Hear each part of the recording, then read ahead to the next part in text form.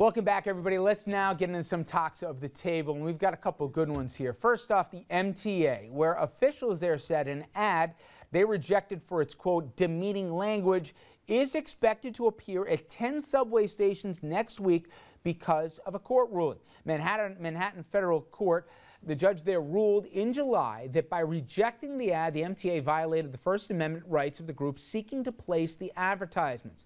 MTA spokesman said, quote, our hands are tied. The MTA now subject to a court-ordered injunction that prohibits applications of the MTA's existing no demeaning ad standard. Now, here's the ad, and I'll read it in toto. It says, in any war between the civilized man and the savage, support the civilized man, support Israel, defeat jihad. The American Freedom Defense Initiative is group behind the ad. Pam Geller, the founder and director of the group. You may remember her. She was instrumental in stirring up opposition to the so-called Ground Zero Mosque. All right, and I defer to you, Wendy, as our legal expert of the table. That fluid First Amendment where the line starts and stops. And we had this conversation about even that film that was made and American interest in where freedom of speech, even ugly, goes into hate speech. Is there a clear line here or not?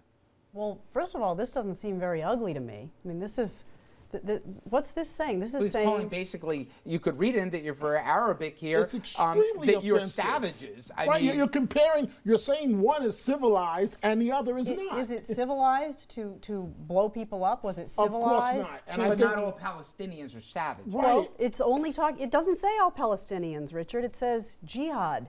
It doesn't say Palestinians, it doesn't say Muslims, it doesn't say anything like that. But I think all four of us at this table are all four strong supporters of Israel. But with that said, you're going to call one group civilized and the other I mean, that's extremely offensive. Extremely. Well, because an entire group aren't.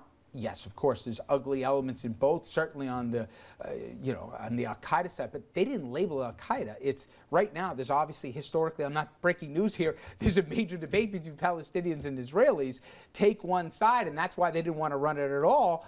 One side's Israel, the other side are savages. You can understand how a lot of people would take offense at that. That's not what it said. It didn't say Israelis and Palestinians. It said You're jihad. Naturally quiet. Andrew, what? I just took it as being anybody who didn't support Israel was being lumped into that group, and I do have a problem with it. I don't think that we should be calling large segments of the population savages. I just think that's not who we are, and I think you could make similar cases on different points that would not be allowed. Let me flip it for conversation. What about support Palestinians in blah blah blah. Let's say they replaced the word for Israelis and called them savages. Do you imagine what the response would be in New York? And do you think that still should be able to put up on a platform? Let's flip the groups for conversation. And I'm just trying to get to the legality of it. Where does that cross the line into hate speech? Calling Israelis savages, let's say? Is there a line? I'm trying to ask. Israelis didn't fly airplanes into the World Trade Center, Richard. But neither did all Muslims or all Palestinians. It doesn't say all Muslims. It doesn't say Palestinians. But it does paint with a very broad stroke. And I think if there's any group that we were affiliated with that was being called savages, we would be appropriately outraged. The group to be Irish, Italian. I'm picking my two backgrounds here. Do we find, is that protected by free speech or not?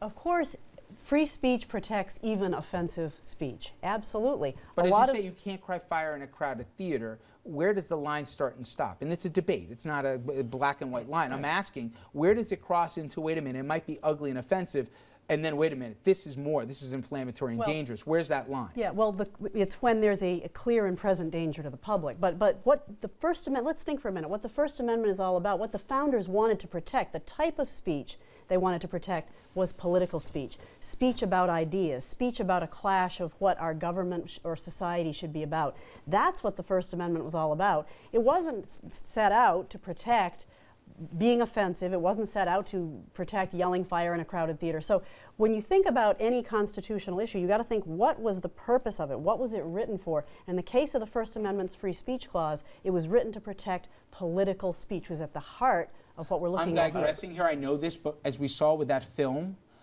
and the intended or unintended consequences that happen tragically in Libya, in Egypt, and in points around the Middle East and now even Northern Africa, there is debate. And I've had it with people at this table who have served in foreign outposts and other as to, wait a minute, yes, this is America. You should be able to say what you want. But then there's also the questions of, are you putting people in danger with your words and actions?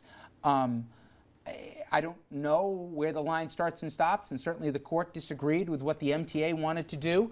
But I do think in the digital age where things get transmitted in seconds, milliseconds now, rather than the way it used to be, I don't know how we resolve this, but it's going to keep coming up. Well, we've seen evidence, though, in the last 24 hours that it really wasn't the little internet video that was incited the folks. You say there's clear evidence. There's debate on that one, but nonetheless, I got one last question as an attorney here, and you guys as well.